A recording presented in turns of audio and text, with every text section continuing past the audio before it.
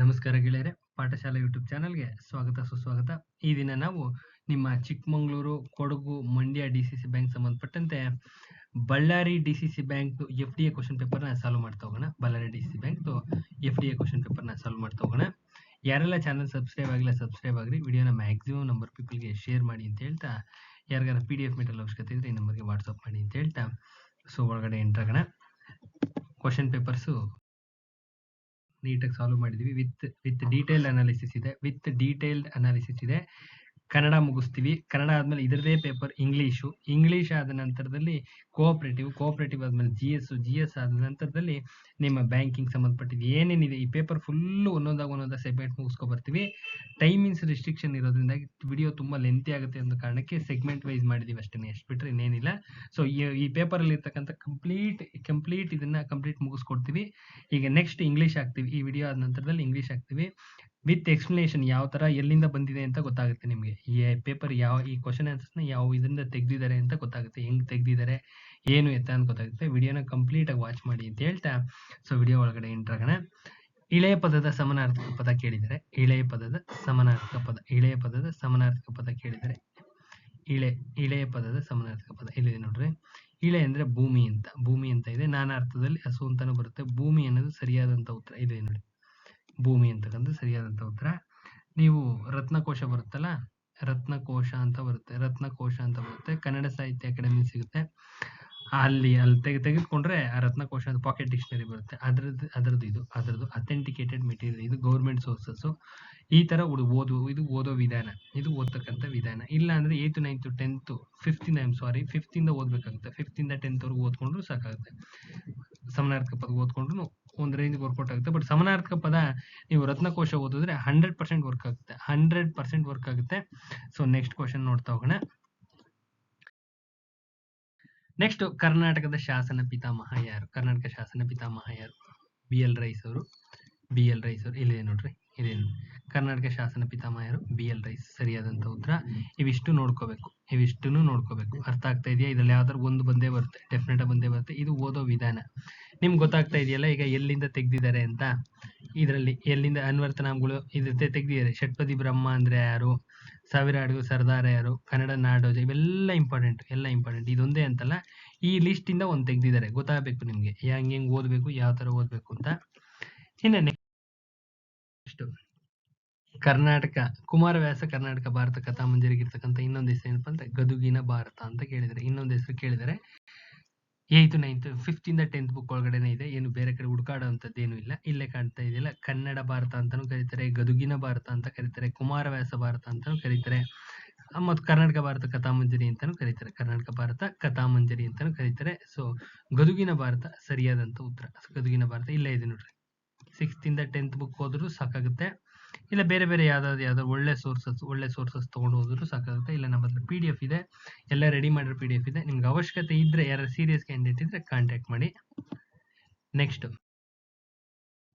SL ಭೈರಪ್ಪನವರ ಮಹಾಭಾರತವನ್ನು ಆಧರಿಸಿದ ಕಾದಂಬರಿ ಯಾವ್ದಪ್ಪ ಅಂದ್ರೆ ಪರ್ವ ಅಂತ ಬರುತ್ತೆ. ಪರ್ವ ಅಂತ ನೋಡಿ ಇಲ್ಲೇ ಇದೆ. ಮಹಾಭಾರತದ ಕಥೆಯನ್ನು ಆಧರಿಸಿದ ಕಾದಂಬರಿ ಪರ್ವ. ಭೈರಪ್ಪನವರ ಪರ್ವಕ್ಕೆ ಮಹಾಭಾರತವೇ ಆಧಾರ. ವ್ಯಾಸಕೃತ ಅಂದ್ರೆ ವ್ಯಾಸರು ಬರೆದಿರ್ತಕ್ಕಂಥ ಭಾರತ ಎಂಬುದು ಯಾವುದು ಎಂಬ ಪ್ರಶ್ನೆ ಇದೆ. ಭೈರಪ್ಪನವರು ಮಹಾಭಾರತವನ್ನು ತನ್ನದೇ ಆದ ವಿಶಿಷ್ಟ ಮತ್ತು ವಿಭಿನ್ನ ನೆಲೆಯಲ್ಲಿ ಚಿತ್ರಿಸಿದ್ದಾರೆ. ಇದನ್ನು ಮಹಾಭಾರತ ಪುನರ್ಸೃಷ್ಟಿ ಅಂತೇಳಿ ಕರೀತಾರೆ. ಪರ್ವ ಮಹಾಭಾರತಕ್ಕೆ ಸಂಬಂಧಪಟ್ಟಿದ್ದು ಅಂತ ಇಲ್ಲೇ ಗೊತ್ತಾಗುತ್ತೆ. ಎಕ್ಸ್ಪ್ಲನೇಷನ್ ಇಂದ ಕ್ಲಿಯರ್ ಕಟ್ ಆಗಿ ಗೊತ್ತಾಗ್ತಾ ಹೋಗುತ್ತೆ. ಈ ತರ ಕ್ವಶನ್ಸ್ ತೆಗಿತಾ ಇರ್ತಾರೆ. ಯಾರು ಒಬ್ಬ ಕವಿಗೆ ಸಂಬಂಧಪಟ್ಟಂತ ಮೇನ್ ಕೃತಿ ತೆಗಿತಾ ಇರ್ತಾರೆ, ನೋಡ್ಕೋಬೇಕು. ನೆಕ್ಸ್ಟ್, ಕೆರೆಗೆ ಹಾರ ಆಕ್ಚುಲಿ ಟೆಕ್ಸ್ಟ್ 1993 ನಲ್ಲಿ ಟೆಕ್ಸ್ಟ್ ಅಲ್ಲಿ ಇತ್ತು, ಟೆಕ್ಸ್ಟ್ ಬುಕ್ ಆಗಿತ್ತು. ತದನಂತರದಲ್ಲಿ ಬದಲಾವಣೆ ಮಾಡಿದ್ರು. ಕೆರೆಗೆ ಹಾರ ಅಂತ ಇದೊಂದು ಜನಪದ ಗೀತೆ. ಕೆರೆಗೆ ಹಾರ ಕಥನ ಗೀತೆಗಳಲ್ಲಿ ಬಹಳ ಪ್ರಸಿದ್ಧವಾದ್ದು. ಹೃದಯ ವಿದ್ರಾಕವಾದ ದುರಂತ ಕಥೆ. ಹೆಣ್ಣನ್ನ ಒಂದು ವಸ್ತುವಾಗಿ ಬಳಸಿರೋದು ಎದ್ದು ಕಾಣ್ತಕ್ಕಂಥ ಅಂಶ. ಪುರುಷ ಪ್ರಧಾನ ಸಮಾಜದಲ್ಲಿ ಹೆಣ್ಣು ತನ್ನ ಮೂಲ ಅಸ್ತಿತ್ವವನ್ನು ಉಳಿಸಿಕೊಳ್ಳೋದಕ್ಕೆ ಹೋರಾಟ ಮಾಡಬೇಕಾದಂತ ಅನಿವಾರ್ಯತೆಯನ್ನ ಈ ಕಥನ ಗೀತೆ ಪ್ರಸ್ತುತಪಡಿಸುತ್ತೆ. ಭಾರತದ ಜನಪದ ಸಾಹಿತ್ಯದಲ್ಲಿ ಇಲ್ಲಿದೆ ನೋಡ್ರಿ. ಭಾರತದ ಜನಪದ ಸಾಹಿತ್ಯದಲ್ಲಿ ತ್ಯಾಗ ಬಲಿದಾನಕ್ಕೆ ಸಂಬಂಧಿಸಿದ ಕಥನ ಗೀತೆಗಳು ಹೇರಳವಾಗಿ ದೊರೆಯುತ್ತವೆ. ಕಥನ ಗೀತೆ ಇದೊಂದು ಜನಪದ ಸಾಹಿತ್ಯ. ಕಾಣಿಸ್ತಾ ಇದೆಯಾ?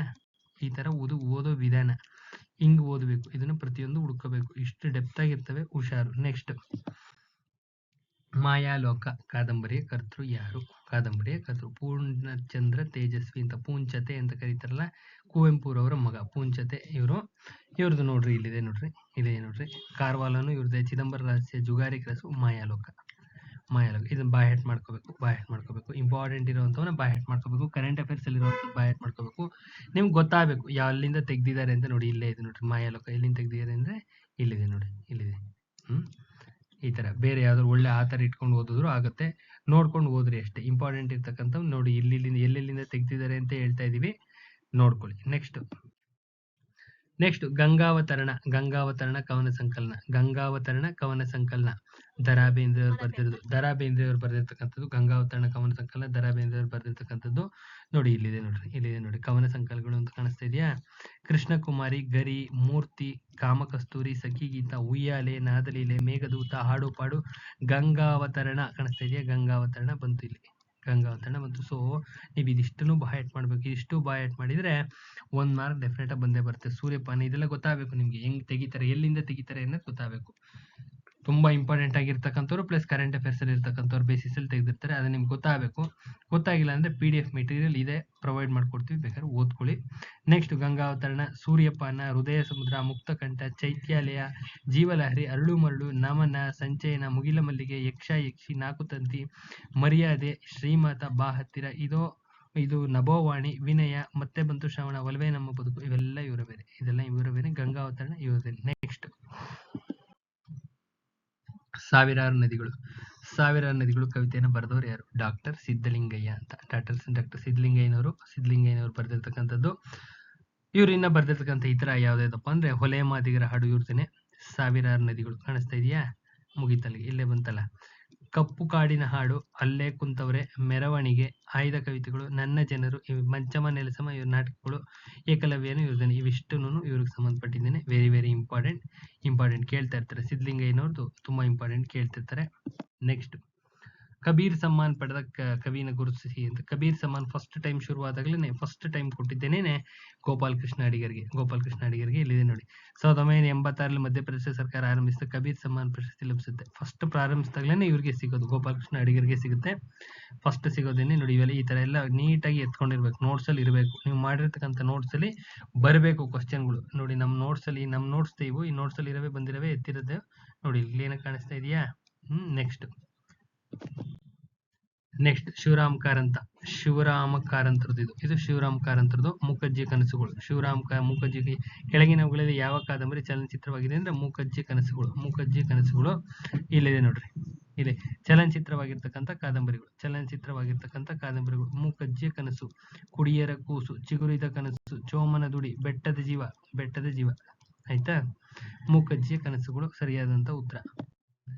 ನೆಕ್ಸ್ಟ್ ಬಬ್ರುವಾಹನ ಪ್ರಸಂಗವನ್ನು ಚಿತ್ರಿಸಿರುವ ಕಾವ್ಯ ಯಾವುದಪ್ಪ ಅಂದ್ರೆ ಜೈಮಿನಿ ಭಾರತ. ಲಕ್ಷ್ಮೀಶ ಬರೆದಿರ್ತಕ್ಕಂಥದ್ದು ಇಲ್ಲಿದೆ ನೋಡ್ರಿ, ಜೈಮಿನಿ ಭಾರತ. ಇದು ಯಾವ ಷಟ್ಪದಿಲಿದೆ ಅಂತ ಕೇಳ್ತಾ ಇರ್ತಾರೆ. ವಾರ್ಧಕ ಷಟ್ಪದಿಲಿದೆ. ಜೈಮಿನಿ ಭಾರತವು ಸಂಸ್ಕೃತ ಜೈಮಿನಿ ಭಾರತದ ಸಂಗ್ರಹ ಮತ್ತು ಕನ್ನಡದ ಅನುವಾದ ಆಗಿರುತ್ತೆ. ಉತ್ತರೋತ್ತರ ಭಾರತವನ್ನ ಬಹುದಾದ ಜೈಮಿನಿ ಭಾರತದ ಕಥಾವಸ್ತು ಎಂದ್ರೆ ಪಾಂಡವರು ಮಾಡಿದಂತ ಅಶ್ವಮೇಧ ಯಾಗದ ನಂತರ ಅಶ್ವವನ್ನು ಹಿಂಬಾಲಿಸಿದ ಅರ್ಜುನ ಮೊದಲಾದವರು ನಡೆಸಿದ ಪ್ರಯಾಣ ಹಾಗೂ ಯುದ್ಧದ ಹಾದು ಹೋಗೋ ಪ್ರಸಂಗವನ್ನ ಈ ಯುದ್ಧದಲ್ಲಿ ಕಾಣಬಹುದು. ಉಲೂಚಿ ಕಥೆ ಎಲ್ಲ ಇದರಲ್ಲೇ ಬರುತ್ತೆ. ಕಂಪ್ಲೀಟ್ ಆಗಿ ಇಲ್ಲ ಇದರಲ್ಲೇ ಬರುತ್ತೆ. ಸೊ ನೆಕ್ಸ್ಟ್ ನೋಡ್ತಾ ಹೋಗೋಣ. ನೆಕ್ಸ್ಟ್ ತಿರುಕನೊರ್ವ 100 ಮುಂದೆ ಮುರುಕು ಧರ್ಮ ಶಾಲೆಯಲ್ಲಿ. ಈ ಪದ್ಯವನ್ನ ಬರೆದವರು ಯಾರು ಅಂದ್ರೆ ಮುಪ್ಪಿನ ಷಡಕ್ಷರಿ ಸರಿಯಾದಂತ ಉತ್ತರ. ಇದಕ್ಕೆ ಒಂದು ಎಕ್ಸ್ಪ್ಲನೇಷನ್ ನೋಡ್ರಿ, ಇಲ್ಲಿದೆ ನೋಟ್ಸ್ ಸಂಬಂಧಪಟ್ಟಿರ್ತಕ್ಕಂಥ. ಇಲ್ಲಿದೆ ನೋಡ್ರಿ, ಮುಪ್ಪಿನ ಷಡಕ್ಷರಿ ಇವರು ಕ್ರಿಸ್ತಶಕ 1500 ಸುಮಾರಿಗೆ ಜೀವಿಸಿರ್ತಾರೆ. ಕಾವೇರಿ ತೀರದ ಶಂಭುಲಿಂಗ ಬೆಟ್ಟದಲ್ಲಿ ಇವರು ತಪಸ್ಸನ್ನು ಮಾಡಿದ್ದಾಗ ಹೇಳಲಾಗುತ್ತೆ. ಇವರು ಕೊಳ್ಳೇಗಾಲದವರು. ಸ್ವರವಚನ ಸಂಗ್ರಹವಾದ ಸುಬೋಧ ಸಾರ ಇವರ ಕೃತಿ. ಕೇಳ್ತಾ ಇರ್ತಾರೆ. ಇವರು ನಿಜಗುಣ ಶಿವಯೋಗಿಗಳ ಸಮಕಾಲೀನರು ಅಂತೇಳಿ ಹೇಳ್ತಾರೆ. ಇನ್ನ ತಿರುಕನ ಕನಸು, ತಿರುಕನೊರ್ವ 100 ಮುಂದೆ ಮುರುಕು ಧರ್ಮ ಶಾಲೆಯಲ್ಲಿ. ಇದೇ ಲೈನ್ಸೇ ತೆಗ್ದಿರೋದು ನೋಡಿ, ಇದೇ ಲೈನ್ ತೆಗ್ದಿದ್ದು ಪೊಯಮ್ ಇದು. ಈ ಪೊಯಮ್ ಇಂದಾನೆ ಇದು ತಗೊಂಡು ಕೇಳಿದರೆ. ನಿಮ್ಮ ಬಳ್ಳಾರಿ ಕ್ವಶನ್ ಪೇಪರ್ ಸಾಲ್ವ್ ಮಾಡ್ತಾ ಇದೀವಿ. ಬಳ್ಳಾರಿ FDA ಸಾಲ್ವ್ ಮಾಡ್ತಾ ಇರೋದು, ಇದು ಗೊತ್ತಿರ್ಲಿ ನಿಮ್ಗೆ. ನೆಕ್ಸ್ಟ್ ಕಾಲಜ್ಞಾನಿ ಕನಕ ನಾಟಕದ ರಚನೆಕಾರರು ಯಾರು? ಕೀರಂ ನಾಗರಾಜು. ಎಕ್ಸ್ಪ್ಲನೇಷನ್ ಇದಿದೆ ನೋಡಿ. ಮಧ್ಯಕಾಲೀನ ಭಾರತದ ಕರ್ನಾಟಕದ ಸಂತ ಪರಂಪರೆ ದೊಡ್ಡದು. ಕನಕದಾಸರು ಅಂತ ಪರಂಪರೆ ಅತ್ಯಂತ ಮಹತ್ವದ ಕವಿ ಮತ್ತು ದಾಸರು ಇದರಲ್ಲಿ ಪುರಂದರದಾಸರು ಕನಕದಾಸರು ಅಗ್ರಗಣ್ಯರು ಅಂತ ಹೇಳ್ಬೋದು. ಕನಕದಾಸರ ಬದುಕನ್ನು ಕುರಿತು ವಿಮರ್ಶಕ ಕೀರಂ ನಾಗರಾಜು ರಚಿಸಿದಂತ ನಾಟಕ ಆಗಿರುತ್ತಿದ್ದು, ಈ ನಾಟಕದಲ್ಲಿ ಕನಕದಾಸರ ಬದುಕನ್ನ ಕೀರಂ ಕಟ್ಕೊಟ್ಟಿದ್ದಾರೆ, ಕಂಪ್ಲೀಟ್ ಆಗಿ ಹೇಳಿದ್ದಾರೆ ಇದೇ ನಾಟಕದಲ್ಲಿ. ಕಾಲಗಾನಿ ಕನಕ ಅಂತ. ನೆಕ್ಸ್ಟ್, ಚಂದ್ರಗಿರಿಯ ತೀರದಲ್ಲಿ, ಇವರು ಎಕ್ಸ್ಪೈರ್ ಆಗಿರೋದ್ರಿಂದ ವೆರಿ ವೆರಿ ಇಂಪಾರ್ಟೆಂಟ್. ಚಂದ್ರಗಿರಿಯ ತೀರದಲ್ಲಿ ಸಾರಾ ಅಬೂಬಕರ್ ನೋಡಿ, ಇಲ್ಲಿದೆ ನೋಡಿ ಕಾದಂಬರಿಗಳು, ಇಲ್ಲಿದೆ ನೋಡಿ ಕಾದಂಬರಿಗಳು. ಚಂದ್ರಗಿರಿಯ ತೀರದಲ್ಲಿ ಮೊದಲ ಕಾದಂಬರಿ, ಚಂದ್ರಗಿರಿಯ ತೀರದಲ್ಲಿ ಮೊದಲ ಕಾದಂಬರಿ ಯಾವುದಪ್ಪ? ಚಂದ್ರಗಿರಿಯ ತೀರದಲ್ಲಿ ಬರೆದಿರ್ತಕ್ಕಂಥವ್ರು ಸಾರಾ ಅಬೂಬಕರ್. ನೆಕ್ಸ್ಟ್, ಯಶೋಧರ ಚರಿತೆ ಜನ್ನನಿಗೆ ಸಂಬಂಧಪಟ್ಟಿರ್ತಕ್ಕಂಥದ್ದು ನೋಡಿ, ಇಲ್ಲಿದೆ ಎಕ್ಸ್ಪ್ಲನೇಷನ್ ಇಲ್ಲಿದೆ ನೋಡಿ. ಯಶೋಧರ ಚರಿತೆ ಕೃತಿಗಳು: ಯಶೋಧರ ಚರಿತೆ, ಅನಂತನಾಥ ಪುರಾಣ, ಅನುಭವ ಮುಖರ, ಇವೆಲ್ಲ ಇವ್ರದೇನೆ. ಯಶೋಧರ ಚರಿತೆ, ಅನಂತನಾಥ ಪುರಾಣ, ಅನುಭವ ಮುಖರ ಇವ್ರದೇನೆ, ಇವ್ರಿಗೆ ಸಂಬಂಧಪಟ್ಟಿದ್ದೆ ಇದು. ನೆಕ್ಸ್ಟ್ ಚಿರಸ್ಮರಣೆ ಕಾದಂಬರಿಯನ್ನು ರಚಿಸಿದವರು ಯಾರು? ಚಿರಸ್ಮರಣೆ ಕಾದಂಬರಿಯನ್ನು ರಚಿಸಿದಂಥವ್ರು ನಿರಂಜನ್ ಅಂತ. ಕುಳಕುಂದ ಶಿವರಾಯ ಅಂತ ಕರೀತಾರೆ, ನಿರಂಜನ್ ಅಂತ ಕರೀತಾರೆ ನೋಡಿ, ಇಲ್ಲಿದೆ ನೋಡ್ರಿ. ವಿಮೋಚನೆ, ನವೋದಯ, ಬನಶಂಕರಿ, ಸೌಭಾಗ್ಯ, ಅಭಯ, ಪಾಲಿಗೆ ಬಂದ ಪಂಚಾಮೃತ, ವಕಾಂಗಿನಿ, ಚಿರಸ್ಮರಣೆ, ಕಲ್ಯಾಣ ಜಿಕ್ಸೆ, ಮಿಣುಕು ಮಿಂಚು, ಇವೆಲ್ಲಾನು ಇಂಪಾರ್ಟೆಂಟ್ ಇವರವೇನೆ. ಇದರಲ್ಲಿ ಚಿರಸ್ಮರಣೆ ಇದನ್ನ ಕೇಳಿದ್ದಾರೆ ನೋಡ್ರಿ, ಚಿರಸ್ಮರಣೆ ಮಾರ್ಕ್ ಮಾಡಿದ್ದೀನಲ್ಲ, ಇದನ್ನೇ ಕೇಳಿದ್ದಾರೆ ಎಕ್ಸಾಮ್ಗೆ, ಗೊತ್ತಿರ್ಬೇಕು ನಿಮ್ಗೆ. ಬರ್ದಿರ್ತಕ್ಕಂಥವ್ರು ಕುಳಕುಂದ ಶಿವರಾಯ ಅಂತ ಬೇಕಾದ್ರೆ ಬರ್ಬೋದು, ನಿರಂಜನ ಅಂತಾನೆ ಬರ್ಬೋದು, ಗೊತ್ತಿರ್ಬೇಕು. ನೆಕ್ಸ್ಟ್, ಉಯ್ಯಲೋ ಡಂಗೂರವ ಅಂತ ಇದೆ. ಉಯ್ಯಲೋ ಡಂಗೂರವ ಯಾರಿದು ಬರ್ದಿದ್ದು ಅಂತ ಕೇಳ್ತಾ ಇರ್ತಾರೆ. ಉಯ್ಯಲೋ ಡಂಗೂರವ ನಾಟಕ ಯಾರು ಬರ್ದ್ರಪ್ಪ ಅಂದ್ರೆ ಎಚ್ ಎಂ ಚೆನ್ನಯ್ಯ ಅಂತ. ಇವ್ರು ಬರ್ದಿರ್ತಕ್ಕಂಥ ಇಂಪಾರ್ಟೆಂಟ್ 2 ನಾಟಕಗಳಪ್ಪ ಅಂದ್ರೆ ಎಲ್ಲರಂತಲ್ಲ ನನ್ನ ಗಂಡ ಅಂತ ಇಂಪಾರ್ಟೆಂಟ್ ಇದು. ಉಯ್ಯಲೋ ಡಂಗೂರವ ಇಲ್ಲೇ ಇದೆ ನೋಡ್ರಿ, ಉಯ್ಯಲೋ ಡಂಗೂರವ ಅಂತ ಇದೆ, ಇಂಪಾರ್ಟೆಂಟ್ ಇದು. ನೆಕ್ಸ್ಟ್ ಪಂಪನ ಆದಿಪುರಾಣ ಒಂದು ಏನು ಅಂತ ಹೇಳಿದ್ರೆ, ಇದೊಂದು ಲೌಕಿಕ ಕಾವ್ಯ. ಪಂಪನ ಆದಿಪುರಾಣ ಲೌಕಿಕ ಕಾವ್ಯ, ಇಲ್ಲ ಇದೆ ನೋಡ್ರಿ. ಪಂಪನ ಆದಿಪುರಾಣ ಲೌಕಿಕ ಕಾವ್ಯ. ವಿಕ್ರಮಾರ್ಜುನ ವಿಜಯ ಅಲೌಕಿಕ ಕಾವ್ಯ. ಇನ್ನ ಕುಮಾರವ್ಯಾಸನ ಗದುಗಿನ ಭಾರತ ಯಾವ ಷಟ್ಪದಿಯಲ್ಲಿ ರಚನೆಯಾಗಿದೆ ಅಂತ ಕೇಳ್ತಾ ಇರ್ತಾರೆ. ಕುಮಾರವ್ಯಾಸನ ಗದುಗಿನ ಭಾರತ ಯಾವ ಷಟ್ಪದಿಯಲ್ಲಿ ರಚನೆಯಾಗಿದೆ ಅಂತ ಕೇಳ್ತಾ ಇರ್ತಾರೆ. ಭಾಮಿನಿ ಷಟ್ಪದಿಯಲ್ಲಿ ರಚನೆಯಾಗಿದೆ. ಕುಮಾರವ್ಯಾಸ ಬರ್ತಿರ್ತಕ್ಕಂಥದ್ದು ಪೀರಿಯಡ್ 1350 1400. ಗದುಗಿನ ಭಾರತ ಕುಮಾರವ್ಯಾಸ ಭಾರತ ಎಂದು ಪ್ರಸಿದ್ಧವಾಗಿರ್ತಕ್ಕಂಥ ಕರ್ನಾಟಕ ಭಾರತ ಕಥಾಮಂಜರಿ ಭಾಮಿನಿ ಷಟ್ಪದಿಯ ಕಾವ್ಯವನ್ನ ರಚಿಸಿದ್ದಾನೆ ಅಂತ ಹೇಳಿದ್ರೆ, ಭಾಮಿನಿ ಷಟ್ಪದಿಯಲ್ಲಿ ರಚನೆಯಾಗಿದೆ. ನೆಕ್ಸ್ಟ್, ಕ್ರಾಂತಿ ಕಲ್ಯಾಣ ಐತಿಹಾಸಿಕ ಕಾದಂಬರಿಯ ಕರ್ತೃ ಯಾರಪ್ಪ ಅಂದ್ರೆ ಪುಟ್ಟಸ್ವಾಮಯ್ಯನವರು ನೋಡಿ, ಇಲ್ಲೇ ನೋಡಿ ಪುಟ್ಟಸ್ವಾಮಯ್ಯ, ಇಲ್ಲೇ ನೋಡಿ ಕಲ್ಯಾಣ ಕ್ರಾಂತಿ ಇಲ್ಲೇ ಕಾಣಿಸ್ತಾ ಇದೆಯಾ. ಇವೆಲ್ಲ ಇಂಪಾರ್ಟೆಂಟ್, ಒಂದ್ಸತಿ ಓದ್ಕೊಂಡಿರ್ರಿ. ಕಲ್ಯಾಣ ಕ್ರಾಂತಿ ಇಂಪಾರ್ಟೆಂಟ್, ಕಥೆಗಳು ಇವೆಲ್ಲ ಇಂಪಾರ್ಟೆಂಟ್, ನಾಟಕ ಇವೆಲ್ಲ ಗೊತ್ತಿರಬೇಕು. ಇಲ್ಲಿ ಮಾರ್ಕ್ ಆಗಿದೆಯಲ್ಲ, ಇದಿಷ್ಟು ಗೊತ್ತಿದ್ರೆ ಒಳ್ಳೇದು. ನೆಕ್ಸ್ಟ್ ವಿಜ್ಞಾನ ಪ್ರಪಂಚ 4 ಸಂಪುಟಗಳ ಕರ್ತೃ ಯಾರು ಅಂತ ಕೇಳಿದರೆ ಶಿವರಾಮ್ ಕಾರಂತರು. ಕಡಲ ತೀರದ ಭಾರ್ಗವ ಅಂತ ಹೇಳಿ ಕರೀತಾರೆ. ಇವ್ರದನ್ನ ನೋಡ್ತಾ ಹೋಗೋಣ. ವಿಜ್ಞಾನ ಪ್ರಪಂಚ ಇದೆ ನೋಡ್ರಿ, ವಿಜ್ಞಾನ ಪ್ರಪಂಚ ಇಂಪಾರ್ಟೆಂಟ್. ವಿಜ್ಞಾನ ಪ್ರಪಂಚ ನಿಮ್ಮ ಶಿವರಾಮ್ ಕಾರಂತರದ್ದು. ಮರಳಿ ಮಣ್ಣಿಗೇನು ಇವ್ರದೇನೆ, ಗೊತ್ತಿರ್ಬೇಕು. ಹುಚ್ಚು ಮನಸ್ಸಿನ 10 ಮುಖಗಳು ಇವ್ರದ್ದು ಆತ್ಮಕಥೆ. ನೆಕ್ಸ್ಟ್, ಕನ್ನಡ ವ್ಯಾಕರಣ ಕುರಿತ ಸಂಸ್ಕೃತ ಗ್ರಂಥವನ್ನು ತಿಳಿಸಿ. ಕನ್ನಡ ವ್ಯಾಕರಣವನ್ನು ಕುರಿತ ಸಂಸ್ಕೃತ ಗ್ರಂಥ ಕರ್ನಾಟಕ ಭಾಷಾಭೂಷಣ ಅಂತ ಯಾರು ಬರೆದ್ರು? 2ನೇ ನಾಗವರ್ಮ ಬರೆದಿರೋದು ಕರ್ನಾಟಕ ಭಾಷಾಭೂಷಣ. ಇಲ್ಲಿದೆ ನೋಡ್ರಿ ಭಾಷಾಭೂಷಣ, ಅರ್ಥ ಆಗ್ತಾ ಇದೆಯಾ? ಕನ್ನಡದ ವ್ಯಾಕರಣ ಗ್ರಂಥಗಳಲ್ಲಿ ಇದೇನೆ. ಸಂಸ್ಕೃತದ ರಚನೆಯಾದ ಕನ್ನಡ ವ್ಯಾಕರಣ ಗ್ರಂಥ ಕಾಣಿಸ್ತಾ ಇದೆ. ಸಂಸ್ಕೃತದಲ್ಲಿ ರಚನೆಯಾದ ಕನ್ನಡದ ವ್ಯಾಕರಣ ಗ್ರಂಥ, ಸಂಸ್ಕೃತದಲ್ಲಿ ರಚನೆಯಾಗಿರ್ತಕ್ಕಂಥದ್ದು ಕನ್ನಡ ವ್ಯಾಕರಣ ಗ್ರಂಥ ಯಾವ್ದಪ್ಪ ಅಂದ್ರೆ ಭಾಷಾಭೂಷಣ, ಕರ್ನಾಟಕ ಭಾಷಾಭೂಷಣ. ನೆಕ್ಸ್ಟ್, ಕುಮಾರವ್ಯಾಸನ ಜನ್ಮಸ್ಥಳ ಯಾವುದು ಅಂತ ಕೇಳಿದ್ರೆ ಗದುಗಿನ ಕೋಳಿವಾಡದವನು. ಕನ್ನಡ ಭಾರತ, ಗದುಗಿನ ಭಾರತ, ಕುಮಾರವ್ಯಾಸ ಭಾರತ ಮತ್ತು ಅಂತ ಹೇಳಿ ಪ್ರಸಿದ್ಧ ಆಗಿರ್ತಕ್ಕಂಥ ಕರ್ನಾಟಕ ಭಾರತ ಕಥಾಮಂಜರಿ ಎಂಬತಕ್ಕಂಥದ್ದು ಭಾಮಿನಿ ಷಟ್ಪದಿ ರಚನೆ ಮಾಡಿದ್ದಾನೆ. ಎಲ್ಲಿದ್ದ ಅಂದ್ರೆ ಗದುಗಿನ ಕೋಳಿವಾಡದಲ್ಲಿ ಸಂಬಂಧಪಟ್ಟವನು. ಗದುಗಿನ ಕೋಳಿವಾಡ ಇಲ್ಲಿ ನೋಡ್ರಿ, ಗದುಗಿನ ಕೋಳಿವಾಡದವನು. ನೆಕ್ಸ್ಟ್ ಜಿ ಎಸ್ ಶಿವರುದ್ರಪ್ಪನವರ ಕವನ ಸಂಕಲನ ಯಾವ್ದಪ್ಪ ಅಂದ್ರೆ ಪ್ರೀತಿ ಇಲ್ಲದ ಮೇಲೆ ಅಂತ ಇದೆ ನೋಡ್ರಿ. ಕವನ ಸಂಕಲನಗಳು ಇಲ್ಲಿ ಕಾಣಿಸ್ತಾ ಇದೆಯಲ್ಲ, ಇದಿಷ್ಟು ಓದ್ಕೋಬೇಕು, ಇಂಪಾರ್ಟೆಂಟ್. ಯಾವ್ದು ವೆರಿ ವೆರಿ ಇಂಪಾರ್ಟೆಂಟ್ ಇವ್ರದ್ದು. ಸಾಮಗಾನ, ಚೆಲುವು ಒಲವು, ದೇವಶಿಲ್ಪ, ತೀರ್ಥವಾಣಿ, ಕಾರ್ತಿಕ, ಗೋಡೆ, ದೀಪದ ಹೆಜ್ಜೆ, ಅನಾವರಣ, ತೆರೆದ ದಾರಿ, ಕತ್ತಲಲ್ಲಿ, ಪ್ರೀತಿ ಇಲ್ಲದ ಮೇಲೆ, ಪ್ರೀತಿ ಇಲ್ಲದ ಮೇಲೆ ಸಿಗ್ತಾ ನೋಡ್ರಿ. ಇದಿಷ್ಟು ಬಾಹೆಟ್ ಮಾಡ್ಕೊಳ್ರಿ, ಇಂಪಾರ್ಟೆಂಟ್. ನೆಕ್ಸ್ಟ್, ದ್ರಾವಿಡ ಭಾಷೆಗಳಲ್ಲಿ ಅತ್ಯಂತ ಪ್ರಾಚೀನ ಭಾಷೆ ಯಾವ್ದಪ್ಪ ಅಂದ್ರೆ ತಮಿಳು. ಅತ್ಯಂತ ಪ್ರಾಚೀನ ಭಾಷೆ ತಮಿಳು. ದ್ರಾವಿಡ ಭಾಷೆನಲ್ಲಿ ಅತ್ಯಂತ ಪ್ರಾಚೀನ ಭಾಷೆ ಇದೇನೇನೆ ಇಲ್ಲಿ ಕಾಣಿಸ್ತಾ ಇದೆ ನೋಡ್ರಿ. ದ್ರಾವಿಡ ಭಾಷೆಗಳಲ್ಲಿ ದ್ರಾವಿಡ ಭಾಷೆಯು ಪ್ರಪಂಚದ ಅತ್ಯಂತ ಪ್ರಮುಖ ಭಾಷೆಗಳ ಒಂದಾಗಿದೆ. ತಮಿಳು, ತೆಲುಗು, ಕನ್ನಡ, ಮಲಯಾಳಂ ಇವೆಲ್ಲ ಪ್ರಮುಖ ಭಾಷೆಗಳು. ಅಂಕಿಕಾಳಿಗೆ ಬಂದ್ರೆ ತಮಿಳು ಸಾಹಿತ್ಯದಲ್ಲಿ ಅತ್ಯಂತ ಪ್ರಾಚೀನವಾದ್ದು ಯಾವುದು?